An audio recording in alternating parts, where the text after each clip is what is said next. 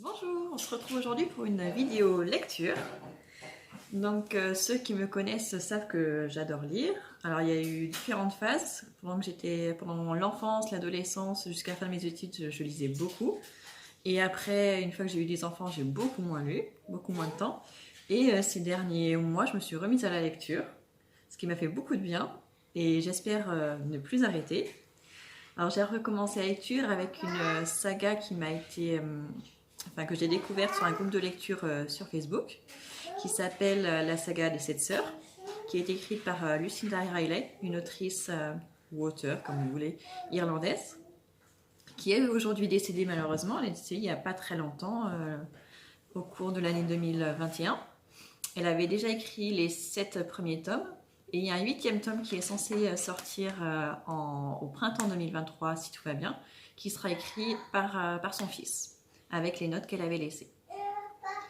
Donc la saga des 7 sœurs parle tout simplement d'un homme millionnaire assez âgé finalement, qui veut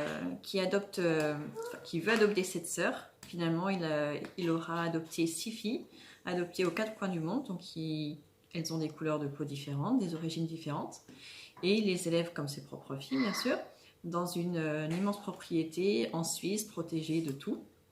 Or, cet homme, il est appelé Pasalt dans la saga. Les filles s'appellent Maya, Ali, Sissi, que je ne me trompe pas, Sissi, Taigi et Electra. Donc, on connaît 6 sœurs, et la 7e est la sœur disparue. Alors, si ces sœurs ont ces prénoms-là, c'est parce qu'il a choisi les prénoms des 7 sœurs, des 7 Pléiades. C'est une mythologie qui revient dans plusieurs civilisations. Il y a une mythologie grecque, mais il y en a d'autres également, et elles se rejoignent toutes sur beaucoup de points.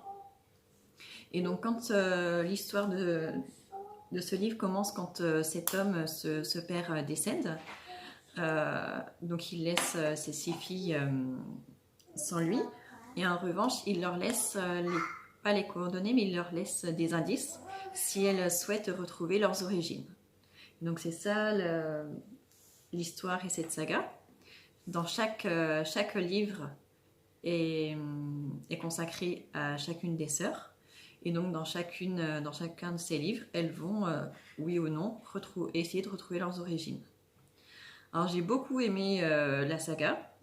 J'aime beaucoup m'attacher aux personnages et rester longtemps avec. Alors, ils sont assez longs. Le premier est le plus court, je crois qu'il a autour de 510 pages, mais les derniers ont plutôt 700 et 800 pages, donc ce sont quand même des gros livres. Mais ils se lisent très vite, c'est vraiment addictif. Si je devais mettre une note sur 10, je mettrais 8 sur 10. Parce qu'il y a quand même quelques petites choses que je n'ai pas aimées. Alors, ce qui est propre à cet auteur, c'est qu'elle joint une histoire avec de l'amour, une saga familiale, mais en même temps, elle y apporte un côté historique.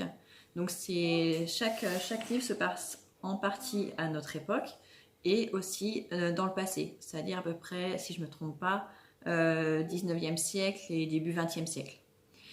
Alors, elle fait des va-et-vient entre les deux époques, et c'est peut-être ce que j'ai le moins aimé, c'est que dans certains des livres, elle reste trop longtemps dans la partie du passé, sans revenir au présent. Et sur certains livres, notamment le premier et le deuxième, ça m'a gênée. Mais en revanche, les 3e et 4e, je trouve que ça a été très très bien géré, et ce sont d'ailleurs mes préférés. Donc pour l'instant, je n'ai lu que les 7 premiers. J'attends avec impatience le 8e, il faudra attendre encore plusieurs mois malheureusement. Mais c'est une saga que j'ai beaucoup beaucoup aimée. Alors je relirai sûrement d'autres livres de cet auteur. Je la connaissais pas du tout. Je pense que ce qui m'a séduit, c'est le fait que ce soit une longue saga et que ce soit une saga familiale, tout simplement. Donc j'ai hâte de pouvoir lire le 8e. En espérant qu'il soit à la même hauteur, parce que même si elle a laissé ses notes, ce sera quand même pas son écriture, ce sera celle de son fils. En tout cas, c'est une saga que je vous recommande vivement. Alors, moi, j'ai lu les 4 premiers en version poche. Ils sont sortis à l'origine sur la dans les éditions Charleston. Et ensuite, en 2020, ils ont sorti la version poche.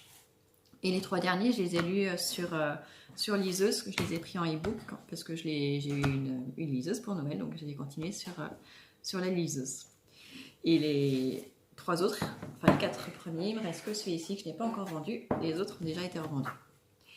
Donc, tout ça pour vous dire que j'ai beaucoup aimé cette saga. Je vous la recommande vivement. Si vous aimez par contre les livres longs, parce que pour le coup, il y en a pour un petit moment.